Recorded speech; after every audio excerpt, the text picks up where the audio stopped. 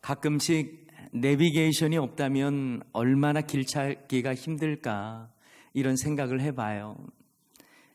특히 길치인 저는 제 생애에 내비게이션이 존재한다는 자체가 얼마나 감사한지 모릅니다.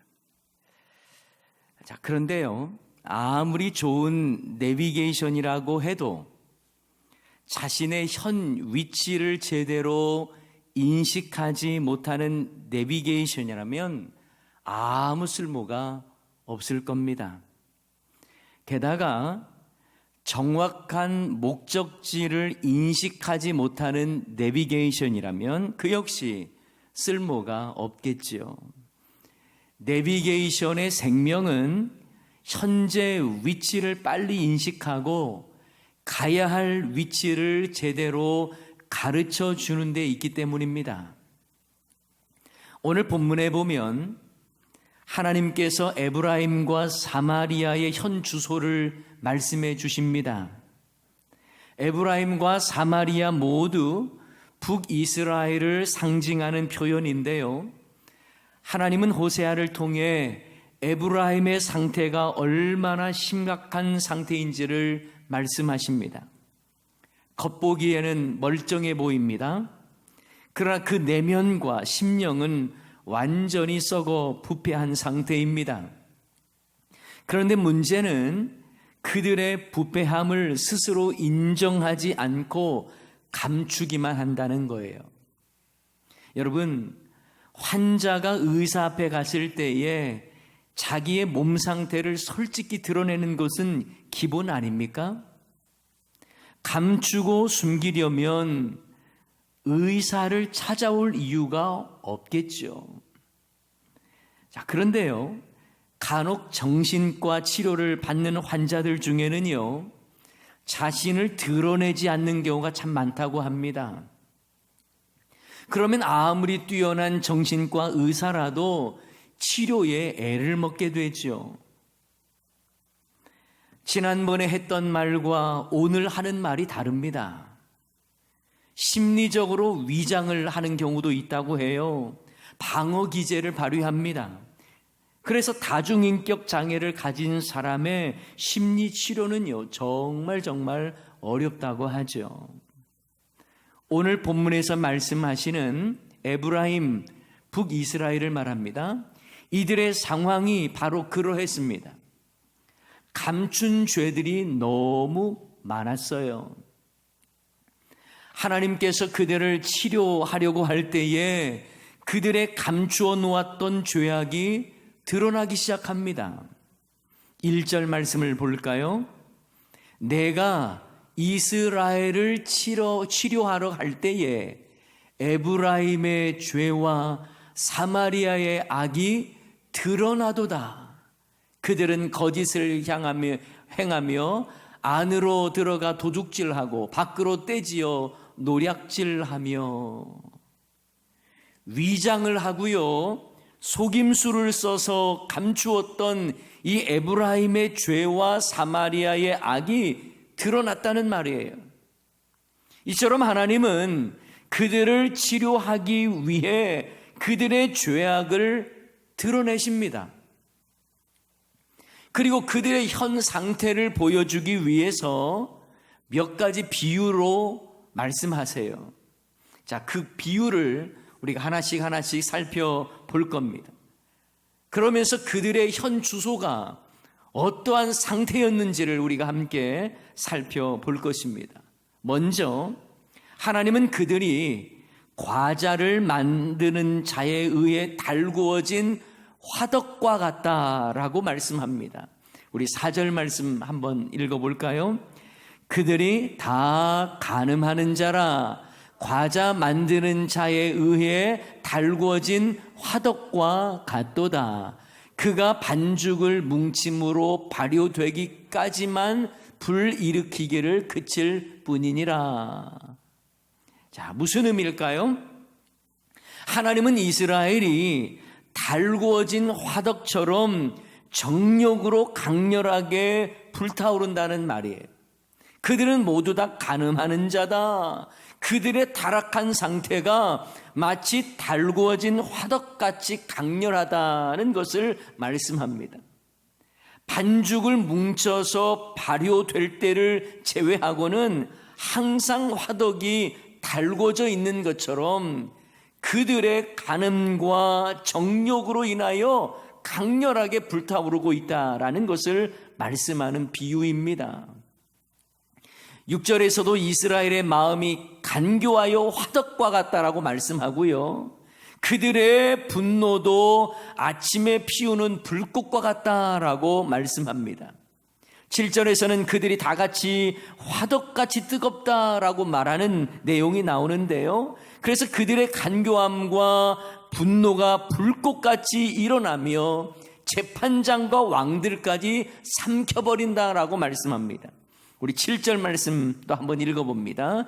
그들이 다 화덕같이 뜨거워져서 그 재판장을 삼키며 그들의 왕들도 다 엎드려지게 하며 그들 중에는 내게 부르짖는 자가 하나도 없도다. 달구어진 화덕 같은 에브라임의 죄가 감춰졌었는데 하나님이 치료하시면서 다 드러내셨어요. 재판장이 있는 법정이 부패하고요, 왕이 있는 궁정이 부패하였습니다. 이것은 법이 공정하지 못하고 통치가 바르게 이루어지지 못하는 이스라엘을 지적하는 말씀입니다. 그런데 문제는 이런 중에도 하나님께 부르짖는 자가 하나도 없도다라는 탄식이에요. 그들 중에는 내게 부르짖는 자가 하나도 없도다. 여러분, 이것이 가장 큰 문제 아니겠습니까? 성도에게 있어서 가장 큰 영적인 질병이 바로 무감각증입니다.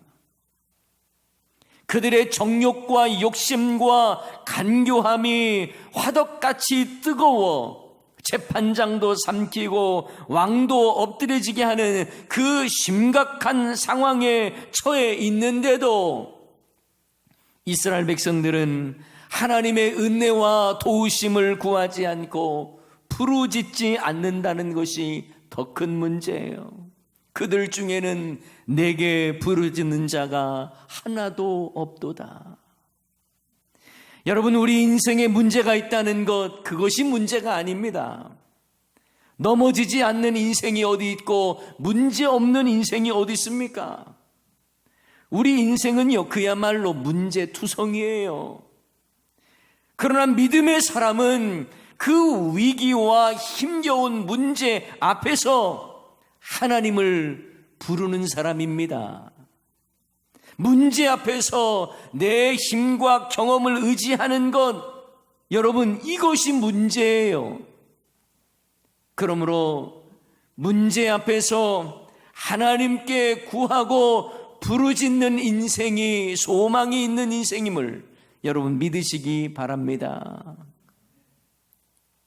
고급 모직을 제조하는 한 작업 공장 벽에 커다랗게 주의사항이 붙어 있었답니다. 작업을 하다 실이 엉켰을 때는 즉시 소장을 호출하시오. 그런데 한 여직원이 일을 하다가 그만 실이 엉키고 말았어요. 그런데 문제는 이 여직원은 소장을 호출했다가는 혹시 혼이 나지 않을까, 불이익을 당하지 않을까 걱정해서 혼자서 실을 풀어보려고 엉킨 실을 막 만지고 있었어요. 그런데 풀려고 할수록 더 실이 엉켜가는 겁니다. 급기야 더 이상 손을 쓸 수가 없게 되자 어쩔 수 없이 소장을 불렀습니다. 소장이 급하게 찾아가서 엉킨 실을 풀어줬는데요, 여직원이 이렇게 사과를 합니다. 죄송합니다. 전 실을 풀기 위해서 최선을 다했는데 뜻대로 되질 않았어요. 그러자 소장이 벽에 붙어있는 주의사항을 가리키며 말합니다. 아니요, 당신은 최선을 다하지 않았어요. 실이 엉키면 할 수 있는 최선은 바로 나를 부르는 겁니다. 여러분, 내 인생이 엉켜져 있는 문제가 있습니까? 내 삶의 현 주소를 아셨습니까? 그렇다면 하나님을 의지하고 부르짖는 자가 되어야 할 줄을 믿습니다. 북이스라엘의 문제가 바로 이것이었어요. 문제 앞에서도 자신의 현 주소가 이렇게 비참한 상황임에도 불구하고 기도하지 않았습니다. 문제가 있는데도 하나님을 떠올리질 않았어요.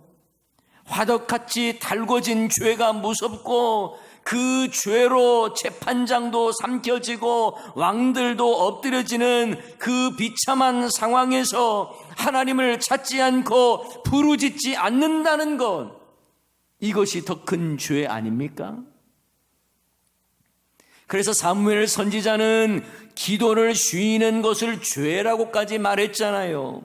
사무엘상 12장 23절 말씀, 나는 너희를 위하여 기도하기를 쉬는 죄를 여호와 앞에 결단코 범죄하지 아니하고 선하고 의로운 길을 너희에게 가르칠 것인즉. 기도를 쉬는 것 죄라는 거예요. 왜요? 내 힘으로 하려고 하기 때문에 그렇습니다. 문제가 있고 인생이 엉켜져 있으면 우리는 하나님께 부르짖어야죠. 하나님의 은혜를 구해야 하는 것입니다. 북이스라엘의 문제는 그들이 달궈진 화덕과 같아서 악한 일을 했다는 것에 머물지 않아요. 더 큰 문제는 죄악이 심각한 상황에 이르렀는데도 하나님께 부르짖는 자가 없다는 것입니다. 여러분, 문제 앞에서, 비참함 앞에서 하나님께 부르짖는 것이 힘이요 능력이 되는 줄을 믿습니다. 예레미야 33장 3절 말씀, 너는 내게 부르짖으라 내가 내게 응답하겠고 내가 알지 못하는 크고 은밀한 일을 내게 보이리라. 사랑하는 여러분, 코로나19 시대에 우리가 모여 예배드리고 또 함께 기도하는 것 참 어려운 시대가 되어버렸어요. 그렇다고 예배 생활, 기도 생활이 방학에 들어가면 되겠습니까? 편하다며 그저 주저앉아 있으면 되겠습니까? 안 될 일이에요. 사람은요, 앉으면 눕고 싶고 누우면 자고 싶은 게 사람의 본성 아닙니까? 그런데 이것에 익숙해지면 안 돼요. 영적으로 깨어있지 않으면 안 된다는 것입니다. 이러면 이럴수록 더 우리의 마음속에 간절함이 있어야 됩니다. 영적인 몸부림을 쳐야 하는 거예요. 은혜를 더욱더 사모해야 합니다. 하나님의 은혜를 구하며 부르짖는 자가 되어야 하는 거예요. 물살을 거슬러 올라가는 연어처럼 시대의 흐름을 거슬러 올라가는 영적인 장군이 되어야 하는 것입니다.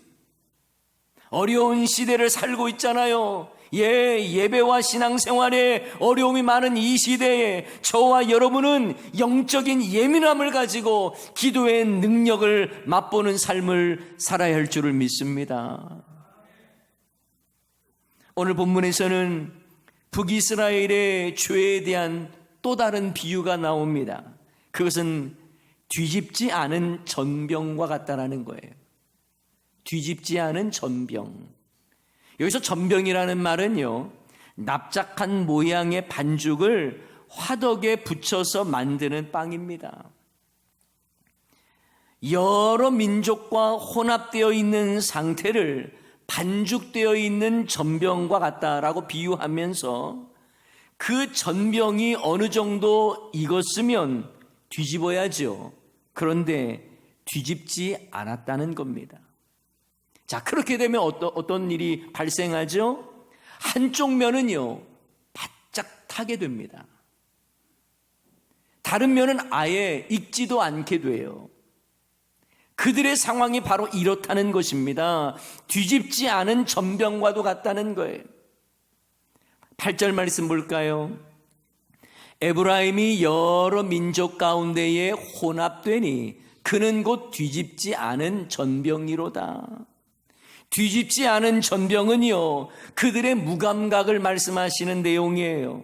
한쪽 면이 새까맣게 타버렸는데도 뒤집을 생각을 하지 않습니다. 자신의 현 주소가 이렇게 오염되어 있고 영적으로도 세속적으로 바뀌어지고 이런 엉망인 삶이 심각한데도 깨닫지 못하는 무감각이에요.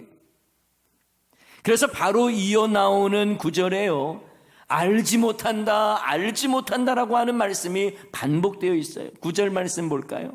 이방인들이 그의 힘을 삼켰으나 알지 못하고 백발이 무성할지라도 알지 못하는도다. 무슨 말입니까? 자신들이 얼마나 무기력하고 쇠약해졌는지를 알지 못하더라는 거예요.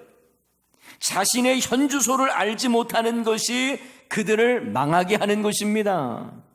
여러분, 바른 신앙은요, 자신의 현 주소를 살피면서 나에게는 소망이 없구나, 자신에게는 절망하되 하나님을 향하여 소망하는 자입니다. 누가복음 18장 말씀에 보면 바리새인과 그리고 세리가 성전에 올라가서 기도하는 내용이 나오죠. 바리새인은요, 자기의 의가 충만합니다. 저 세리와 같지 않은 것을 인하여 감사했어요. 자신의 종교적인 열심을 자랑합니다. 반면 세리는 어땠습니까? 하나님의 은혜를 사모하며 자신의 죄인됨을 인정하며 가슴을 치고 회개하면서 하나님이여 나를 불쌍히 여기소서 간구하지 않습니까? 그때 예수님의 평가는 모두를 놀랍게 합니다. 바리새인이 의로운 것이 아니라 세리가 의롭다함을 받았다고 말씀하셨기 때문이에요. 여러분, 신앙생활 하는 분들 중에서 자기 자랑 많은 분들 조심해야 됩니다.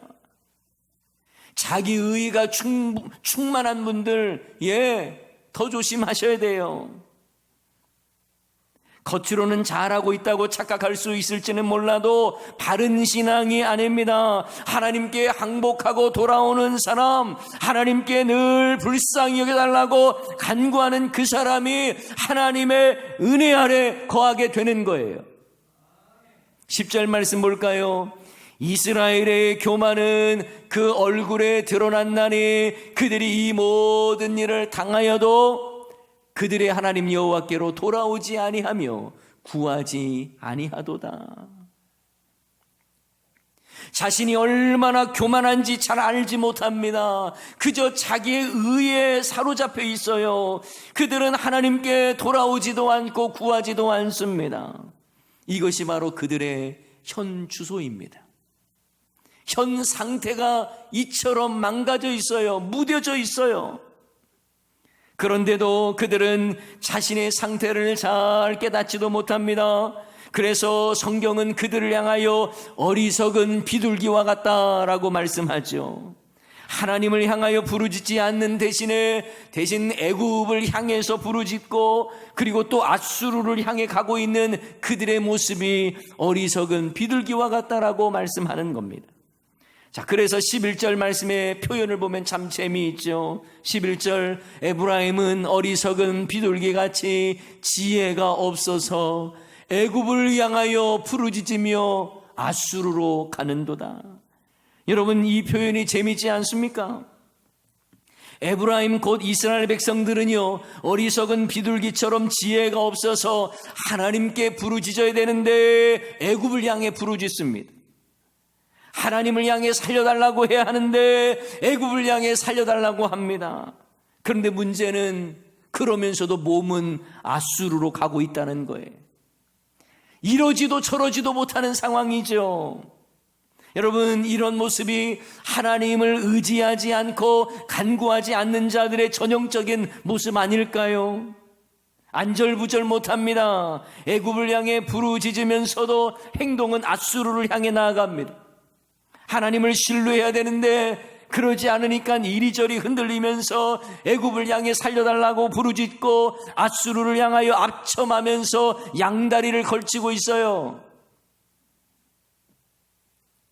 실제 북이스라엘의 역사를 보면요, 처음에는 아수르에게 조공도 바치고 순응을 하다가 다시 애굽을 의지합니다.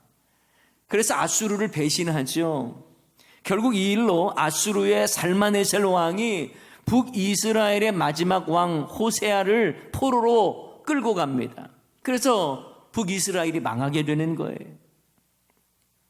그들이 하나님의 마음에 들도록 하나님께 부르짖고 간구해야 하는데 그들은요, 애굽과 아수르 사이에서 그들을 비유 맞추다가 결국은 멸망해 버렸습니다.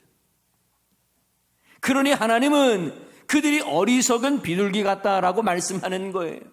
하나님을 찾고 구하며 하나님께 나아가지 않는 그들을 향해 하나님은 그물을 던져서 공중에 새처럼 떨어뜨리겠다라고 말씀하세요. 하나님의 심판이죠. 하나님을 떠나 잘못된 길을 가고 있는 인생, 마음을 다해서 하나님을 찾지도 부르지도 않는 그들을 향해서 하나님은 내가 그물을 던져서 너희를 잡아버리겠다라고 말씀하시는 심판의 내용입니다. 사랑하는 여러분, 하나님을 간절히 찾고 구하시기 바랍니다. 인생의 문제를 부둥켜 안고 그 문제에 갇혀있지 말고 그 문제를 주님께 맡기시기 바랍니다. 이것이 영적인 지혜예요. 어리석은 비둘기가 제발 되지 마십시오. 내 인생의 힘과 경험의 근육 자랑하면서 살아가지 마세요. 기도하는 영적 무릎이 강건한 자가 되어야 하는 것입니다. 그래야 어떤 상황에서도 흔들리지 않습니다. 어떤 상황에서도 더 주님을 의지하고 더 주님을 찾고 더 주님을 사랑하는 거예요. 잠언 8장 17절 말씀, 나를 사랑하는 자들이 나의 사랑을 입으며 나를 간절히 찾는 자가 나를 만날 것이니라. 바라기는 문제 앞에서 하나님을 더 찾고 더 구하고 더 사랑하는 여러분 다 되시기를 주님의 이름으로 축원합니다. 마지막으로 북이스라엘을 비유하는 또 하나의 비유가 있어요. 그것은 바로 속이는 활입니다. 왜 그들을 향해서 속이는 활이라고 비유했을까요? 그들의 모습은 언뜻 보면 제대로 작동하는 활처럼 보입니다. 그러나 제대로 기능을 하지도 못하는 속이는 활이 되어버렸어요. 북이스라엘의 모습이 바로 속이는 활과 같다는 것입니다. 겉으로는 믿음이 좋은 것처럼 보입니다. 그러나 속은 부패하고 삶은 엉망이에요. 겉으로는 하나님을 사랑하는 것 같습니다. 그러나 정작 하나님을 찾지도 부르지도 않습니다. 하나님께 돌아오는 척만 하지 진심으로 돌아오질 않습니다. 16절 말씀에 보면 그들은 돌아오나 높으신 자에게로 돌아오지 아니하니 속이는 활과 같으며. 여러분, 속이는 활은요, 겉만 보면 괜찮아 보여요. 겉만 보면 이게 속이는 활인지 아니면 멀쩡한 활인지 알 수가 없어요. 그러나 근본적인 문제가 있어서 아무리 조준을 잡고 이렇게 활을 쏘아도요, 제대로 나가질 않습니다. 그러니 활을 쏠 때마다 다 빗나가는 거예요. 북이스라엘의 상태가 바로 이와 같다는 것입니다. 하나님의 뜻을 받들어서 하나님의 뜻에 합당하게 활을 쏘아야 하는데 이상한 곳을 향해서 계속해서 쏘아대는 거예요. 여러분, 죄라고 하는 단어가요, 히브리어로는 하타트, 그리고 헬라어로는 하마르티아라고 하는 단어인데 모두 다 관역을 벗어난다는 의미를 가지고 있습니다. 속이는 활과 같은 북이스라엘은 쏘는 것마다 관역을 벗어나요. 하는 일마다 악합니다. 하나님이 원하시는 관역의 정중앙을 향해 꽂혀야 되는데 계속 관역을 벗어납니다. 죄악된 삶을 사는 거예요. 하나님께로 돌아와야 하는데 돌아온 척만 하지 제대로 회개하며 하나님께 돌아오질 않습니다. 현 주소도 알지 못해요. 가야 갈 주소도 알지도 못해요. 그 가운데 방황하는 거예요. 사랑하는 여러분, 지금까지 우리는 북이스라엘의 현 상태가 어떠했는지 그들의 현 주소를 살펴봤습니다. 그들은 달궈진 화덕과도 같았습니다. 뒤집어지지 않은 전병과도 같았습니다. 속이는 활과 같았습니다. 이것이 바로 그들의 현 주소였습니다. 그런데 그 모습은 지금 우리들의 모습과 많이 닮아 있지 않습니까? 정욕으로 달궈진 화덕과 같은 삶을 사는 것은 아닙니까? 순수한 신앙이 아니라 온갖 세상적인 것으로 혼합되고 또 뒤집어 회개하지도 않고 그래서 시커멓게 타버릴 뒤집어지지 않은 전병과 같지는 않습니까? 게다가 하나님의 뜻을 이루어드리는 승리의 활이 되어야 하는데 속이는 활이 되어서 하나님의 뜻과는 점점 멀어져서 관역을 계속 비껴나가는 우리들의 모습은 아닙니까? 그런데 여러분, 그런 우리들의 모습이지만 하나님은 여전히 우리를 향해서 돌아오라고 말씀하시고 회개하고 내게로 오라, 내가 너를 사랑한다고 말씀하시는 거예요. 오늘 본문 말씀도 보면요, 부분 하나님의 진심, 내가 너를 기다리고 있다, 내게로 돌아오라고 하는 하나님의 진심이 담겨 있습니다. 7절 말씀에도 보면 그들 중에는 내게 부르짖는 자가 하나도 없도다. 이 말은 무슨 말이에요? 제발 나에게 부르짖으라는 거예요.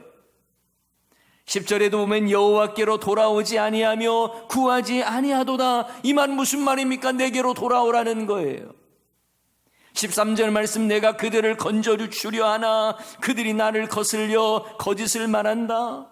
내가 너 건져주기를 원하니까 너희들 진심으로 나에게 돌아오라는 말씀이에요. 16절, 그들은 돌아오나 높으신 자에게로 돌아오지 아니하니. 돌아오려면 제대로 돌아오라는 것입니다. 여호와 하나님께로 돌아오라는 거예요. 이 모든 말씀들의 공통점이 뭐예요? 제발 돌아오라는 거예요. 안타까워 말씀하시는 하나님의 마음이 담겨 있습니다. 코로나 사태로 우리는 다시 한번 내 자신을 돌아봐야 합니다. 우리의 모습이 어떤지요? 그저 지금의 상황이 편하다고 안주하면 되겠습니까? 그저 한동안 코로나 탓하면서 방학에 들어가면 되겠습니까? 우리는 내 자신을 돌이켜서 힘들고 어려울수록 더 주님을 사모하고 간절히 하나님께로 돌아가야 할 줄을 믿습니다. 이것이 우리가 돌아가야 할 주소예요. 그래서 이 시간 다시 한번 호세아의 주제와 같은 지난주일 말씀을 다시 한번 나누고 마음속에 새기면서 말씀을 마치고자 합니다. 호세아 6장 1절 말씀 다 같이 암송하도록 할까요? 오라 우리가 여호와께로 돌아가자. 여호와께서 우리를 찢으셨으나 도로 낫게 하실 것이요 우리를 치셨으나 싸매어 주실 것임이라. 아멘. 우리가 여호와께로 돌아가자. 이것이 우리가 가야 할 주소입니다. 현재 내 신앙의 상태가 어떠한지 현 주소를 제대로 살피고 앞으로 계속 나아가야 할 주소인 여호와 하나님께 믿음으로 나아가는 저와 여러분 다 될 수 있기를 주님의 이름으로 간절히 축원합니다. 이 시간 말씀 기억하면서 함께 찬양하기를 원합니다. 이 세상을 살아가는 길 참 힘들죠. 그러나 나의 힘을 의지할 수 없다는 것을 인정하시고 이 시간 더 주님께 기도하고 나아가기를 원합니다. 우리 함께 이 세상을 살아가는 동안에 찬양하십시다. 이 세상을 살아가는 동안에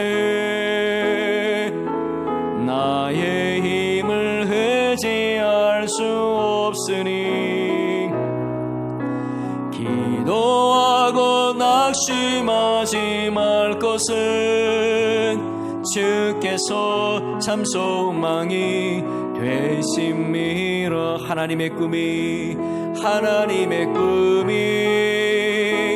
나의 비전이 되고 예수님의 성품이 나의 인격이 되고 성령님의 권능이 나의 능력이 되길 원하고 바라고 기도합니다. 주의 길을 걸어가는 동안에 주의 길을 걸어가는 동안에 세상의 것 의지할 수 없으니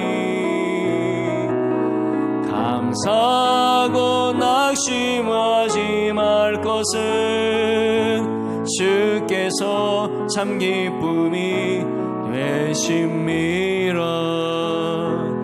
하나님의 꿈이 나의 비전이 되고 예수님의 성품이 나의 인격이 되고 성령님의 권능이 나의 능력이 되길 원하고 바라고 기도합니다. 하나님의 꿈이 나의 비전이 되고 예수님의 성품이 나의 인격이 되고 성령님의 권능이 나의 능력이 되길 원하고 바라고 기도합니다. 여러분, 우리의 모습이 어떻습니까? 이 세상을 살아가면서 나의 힘을 의지할 수 없다는 것 알잖아요. 그런데 우리는 하나님을 의지하기보다 하나님께 부르짖지 않고 그저 내 뜻대로 살아가고 있는 모습은 아닙니까? 세상 정욕에 화덕같이 불타오르고 영적으로 무감각해서 뒤집어지지 않는 전병과 같은 우리들의 모습은 아닙니까? 하나님의 뜻에 맞춰 살기보다 세상에 따라 살아가는 속이는 활과 같은 삶을 살지는 않습니까? 이 시간 이 힘들고 어려운 시대를 살아가지만 더욱더 주님 의지하기를 원합니다. 더욱더 주님 바라보기를 원합니다. 주여 나를 불쌍히 여겨 주시옵소서. 이런 고백을 담아서 우리 다 같이 말씀 기억하면서 주여 한번 외치고 기도하도록 하십시다. 주여, 우리의 상황을 아시죠? 우리의 형편을 아시죠? 아버지 하나님, 다시 한번 새롭게 우리가 주님을 바라보며 나아가기를 원합니다. 주의